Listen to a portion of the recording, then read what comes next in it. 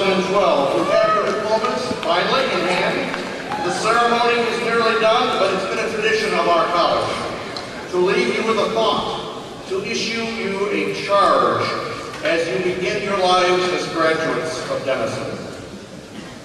So I will. If you have ever read editorials or op-ed pieces in our student newspaper, the Denisonian, over any extended period of time, you've almost certainly encountered the assertion that we live in a Denison bubble. Other colleges have this notion too. I earned my undergraduate degree at Yale, and the old expression, Mother Yale, was understood to mean sort of the same thing. On the more positive side, the notion of a Denison bubble seems to imply something about the perceived serenity and safety of Granville and about the intimacy of our college community. We're a place like, well, where like the jingle for the 1980s television comedy series Cheers went, everybody knows your name. On the less positive side, there's the implication that students are cut off from what's really going on in the world, and that somehow this is a place where you don't need to take too much personal responsibility, where you can cross some lines without consequences. In either case, if you read about the Denison bubble in the campus newspaper, or hear it in campus conversation, it's almost always contrasted with the real world that is presumably outside the bubble. Sometimes, especially for those a few years beyond college, not just old guys like me, but fairly recent graduates, the implied desire to find the real world outside the Denison bubble seems a little trivial and even comical. So we hear that if we only didn't find it necessary to reside in campus residence halls, we could learn the real world skill of renting an apartment and paying utility bills. But it only takes a moment's reflection to realize that renting an apartment and even paying some of its bills with what is more likely to be our parents' money than our own earned income hardly qualifies as a real-world experience. Anyway, the nice thing about apartment hunting and bill paying is that when the time comes to do it, you'll figure it out. We all do. But it's not my point to chide or fuss about certain trivial aspects of the notion of a Denison bubble. It's to blow it up altogether, and to get you to think about your experience here and how it relates to the experiences you will have after here. I have news for you. Different though it may be in some ways, in many of its fundamental characteristics in and out of the classroom, college life is real life. College is the essence of the real, both the good and the challenging. Have you ever struggled to balance time and activities during these 4 years? Real world. Have you ever had to meet deadlines? Real world. Did you ever go to work, that is class, or to study, sick? Real world. Did you have to choose friends? Did you ever lose friends, or find it necessary to break with them? Did you make any mistakes and learn from them? Did you encounter people with real problems, with eating disorders or substance abuses? Did you have to continue with your education while dealing with challenging issues at home, among your family or friends? Did you have to determine at some point just what you won't do? Did you learn something about figuring out other people? Did you learn to live with a roommate? Did you experience rejection and some degree of failure? Did you experience success and satisfaction?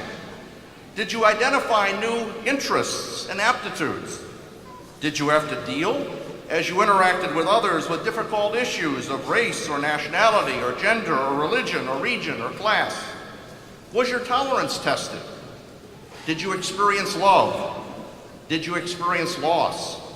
How about frustration or triumph? What happens in the classroom, the library, the laboratory, the studio, that too is oh so real world. If it weren't, there wouldn't be much reason to have a college. At Denison, you've experienced the real. of understanding other cultures and people better through the acquisition of languages not native to you. You've engaged in the real of expressing yourself accurately and persuasively in speech and writing. You may have acquired real understanding of how the economics of the organization, the nation, and the world work. Some have found the real in learning how societies are organized, how the mind is organized, how cultures evolve and persist. Then there's the real discovery that art, drawing and painting, music, cinema, and dance are languages too, and describe worlds both interior and exterior that other languages can't. The real understanding of the uses and the misuses of history and how it is that we have a hard time knowing where we are without knowing something about from whence we've come. The real of understanding science and the scientific method. The real of discovering unmet needs in communities nearby and far away and finding that you as a citizen have the opportunity, even the imperative, to address those needs. The real of understanding just how it is you learn. The real of understanding how you find out more when you don't know enough. The real of grasping how to separate fact from fiction, assertion from substantiation. In other words, how to mistrust Wikipedia. And maybe, just maybe, you've discovered what Judge Learned Hand, probably the most famous federal judge never to sit on the Supreme Court, said just before the middle of the last century, when he tried to answer the question, what is freedom? What is liberty? Finally concluding, quote, the spirit of liberty is the spirit which is not too sure that it is right. The spirit of liberty is the spirit which seeks to understand the minds of other men and women. The spirit of liberty is the spirit which weighs their interest alongside its own without bias. I hope you have. That's real and a key to living in the real world for the rest of your lives. If you've just experienced some of these things through your formal studies in the classroom or through your interactions with others on or near this campus over the past 4 years, you've engaged in the real world. You've escaped the bubble. In fact, I don't think you were ever really in a bubble at all. John Dewey, the late 19th and early 20th century philosopher, psychologist, and educational reformer, is probably still the plainest expositor of the idea that education is a social process, that it involves the interaction of people of diverse backgrounds, interests, and skills in community with one another. Perhaps the most overworked, but I still think insightful quotation from Dewey is that, to quote him, education is a process of living and not a preparation for future living.